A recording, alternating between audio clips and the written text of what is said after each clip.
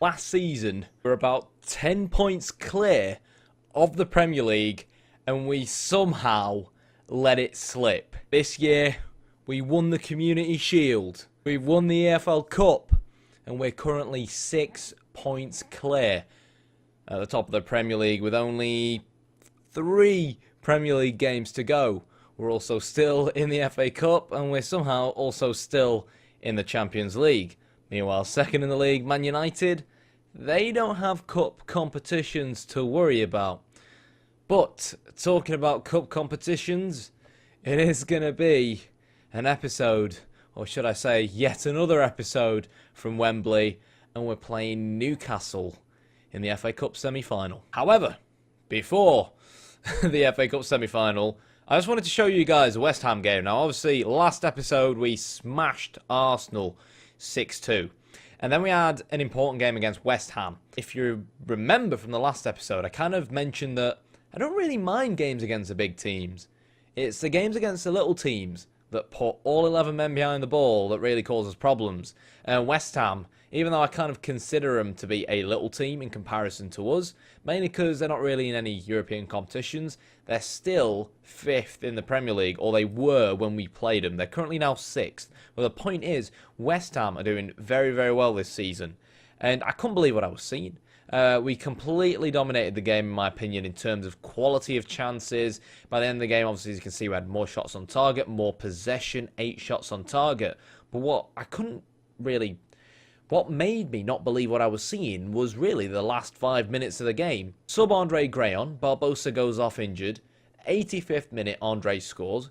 Before I even have time post-celebration to make any changes, with 5 minutes of the game to go, Immobile, who loves a goal against us, somehow manages to equalise. And then I thought, well, okay, that's kind of out of my control, not much I could do. We then throw everyone forward, and Yang, player of the season so far, top goal scorer, top assists, and he's also broken the record at the club for the most Man of the Match awards this season as well. How many Man of the Match awards has he got this season? 11, which is one hell of a feat, really. You have to consider that. 13 overall. Got one in the Cup, one in his continental competitions with Italia as well. Yeah, show you guys these goals. So, yeah, I thought when that equaliser went in, and you'll see the state of the equaliser as well, it was, as a manager, it's kind of like, well, we've only just scored. It was kind of one of them situations where you see your goal, and then they get a highlight from the kickoff, and it's like, how is any of this my fault? I do kind of think that Szczesny should have done better, but what was really amazing for me was the character, the sheer determination that we showed to get back into the game right up until the final whistle. Now, the first thing you see, it took a deflection. It really shouldn't have been a goal. And then third and final goal, you can see how many men we were throwing forward. Fullbacks turn into wingbacks, and it was a man of the hour again, Mbai Yang. Honestly, we dished out like 25 million quid for him 2 seasons ago, but this man single-handedly is almost on the verge of winning us the title. For me to get 16 goals this season and 13 assists, that's not really reflected in both his technical and mental attributes, but somehow this guy has just turned into an absolute beast for us, and fair play to him. But what we can do for the moment is forget about the Premier League. Man United have a tough game coming up, because obviously we played an extra game as opposed to them, and that game is going to be against Southampton, which I will be attending after this episode. I kind of found that earlier on, I kind of attended one of their games. I can't remember what game it was. I think it was the Everton game. Yeah, I attended the Everton game, and they lost. Ever since I attended that Everton game, and they lost, kind of got me thinking, maybe if Mourinho knows I'm in the crowd, maybe if the Man United players know I'm in the crowd, they might not perform 100%. And obviously them losing that game was massive for us in terms of the title race, right? So, yeah, we'll be attending that game. I wish them the worst of luck. But our main focus for today is going to be the FA Cup semi-final, of course, where we've got Newcastle. Now, Newcastle last season did really well in the Premier League, and this season they're doing very well as well. Jan Older Rijkerink is in charge for them. In real life, seems to be China's manager or something along them lines, or Galatasaray manager in real life, it seems. So I'm not gonna lie, I've not heard of him. So yeah, and yeah, we're gonna be facing them. So difficult game. We are gonna have to rotate our squad because just check this fixture congestion out. We play Newcastle at Wembley on the 24th, and then we go play Napoli at their gaff 2 days later. So I don't know who's in charge of the fixtures. And then 4 days later at Leicester. So yeah, I don't know who's in charge of it, but it's going to hurt us. So whether we like it or not, we have to play quite a heavily rotated side in this upcoming game. But regardless, I have faith in our lads. Can we do it? There's only one way to find out. Okay then, so starting lineups. No surprise to see Newcastle have gone with a 4-2-3-1. They're doing very well in the league. They're in 4th place. But you look at some of the players they've got. Berkey in goal. Bruma at the back. Son Heung-min. Belotti up front. You would kind of expect that. Perez, fortunately for us, isn't that normal man who plays the AMC position. And normally that's kind of like reserved for a playmaker style player. Just, you know, to play the balls out wide and through our back four to Belotti. And, yeah, we don't really need to worry about him. Our side, very, very different to kind of the normal starting lineup we've been going with recently. Kunz goes out to the right. Andre, who bagged a goal off the bench against West Ham, starts up front. Rog and Nigel partner in midfield. Douglas as our defensive midfielder. Now, Augustin's going to be playing more as a wing-back. I feel like going forward, he can offer us a lot today, especially down that left flank where Abdellaoui for Newcastle may go missing because, you know, that he's basically one of their main points of attack, and Matt Ritchie won't do that much tracking back, whilst Varela allows us to rest Varjek for the more important Champions League game, but also provides an extra bit of experience at the back as well. So it's always going to be difficult. Belotti is very, very good on this game. And the name of the game, I think, for Newcastle is going to be Ritchie and Son Heung-min cutting on the inside. Perez pushing up to make it 2 up front, whilst a lot of crosses are going to be coming from the fullback. So as long as we can silence that, we should be okay. But it also, I'm not 100% confident with our starting lineup, simply because I feel like we're missing a lot of key players. But FA Cup or Champions League, it's always going to be the Champions League. Here we go. And we kick off at a place that has kind of almost become a second home to us in in recent months, which is Wembley. And in a blink of an eye, Douglas. He's been sat out for quite a while, I'm not going to lie. Given how El Sousa and the other Morales have been playing, they have kind of become first-team choices ahead of Douglas, who loves a moan and doesn't want to really be at the club. So for that reason, yeah, Douglas hasn't actually played much. He does have 19 free kick taken, though. And even though it took a deflection, nice to see him, oh, God, hit the back of the net, unlike Matthias Kunz there. So obviously, in terms of team instructions, again, same old, same old. We've gone with a mixed passing directness. Feel like it will help us take advantage of the potentially high line that Newcastle will be playing, because they have a very pacey back four. So it kind of seems natural that the AR might choose to do that, or their manager might choose to do that. But we have turned luck for overlap on, because I do still want my lads to keep an eye out for Augustinson out on the left. He's going to kind of be that late warrior, arriving out wide to give us an extra pass when we might need it, to unlock the Newcastle defence. And when I look at some of the centre-backs that Newcastle have in Jeffrey, Bruma and Guilbert, they are going to struggle with some of our low crosses. Andre, though, is going to score. And, well, I said Guilbert was going to struggle, and he most certainly struggled there. Just under half an hour gone, and we find ourselves with a 2-0 lead. I'm not quite sure what Guilbert was doing there. I think he did really well to catch up with the aging Andre Gray. But, yeah, Berkey is probably very, very frustrated with that. In a way, it almost feels like Guilbert would have been better off not catching up with Andre, because Andre would have still been left with a tight angle to try and finish if Berkey had come off his line. But there we go. 2-0 up. We can make some small changes now maybe at half-time just to try and increase our ball retention. Tell the lads not to let their performance drop.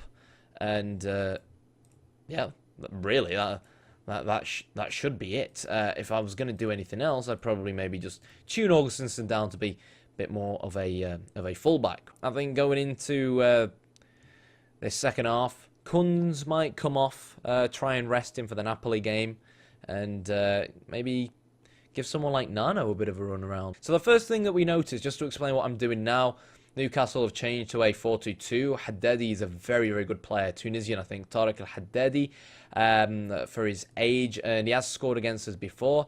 So now that triggers potentially needing to change our man marking at the moment. Because obviously they make a formation change. That also affects our man marking. But one thing I know for sure is that it will probably be getting the ball out wide for Newcastle and a lot of balls into the box. So for that reason, we will tell the lads to tighten up a little bit. I kind of feel like I maybe want to increase to a bit of a more positive mentality, more of a standard mentality. I think it will help us because in this scenario, a lot of people will be like, oh, wow, you know, Newcastle have now gone 2 up front, so they're going to be a lot more attacking, so we should go a little bit more defensive. But in fact, they're going to be looking to use the fullbacks to get balls into the box. So it's really our, yeah, I knew that was coming. It's really our final third where we don't want them. And yeah, that's what I was worried about. So we're going to have to now adapt to that. They pull it back 2-1. Kind of feels like a soft goal as well. But as soon as that player comes in and plays a ball into the box like that, there's not really much our defence can do. So what changes are we going to make? Augustinsson's going to become an IWB straight off the bat to help us, again, ball retention. But what we're going to do is actually increase our width to fairly wide. Because Newcastle now are going to be playing quite wide, and they're obviously putting a lot of emphasis on their fullbacks getting the ball forward. So that's basically exactly what we don't want. What I'm also going to do is... How fast is Haddadi? Actually, I think he is pretty pacey, isn't he? So I'm not going to make that gamble. And like I said, we need to retain the ball. And we also need to try and keep the ball away from our final third. And for me, us playing well is going to be the best way to do that.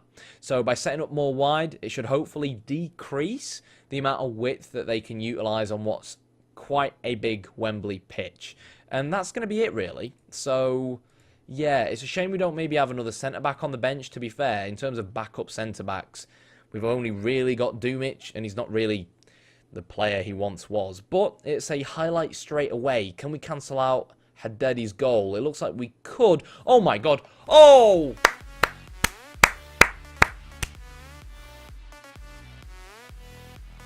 I mean, that was a really good finish from Gray. But look at this.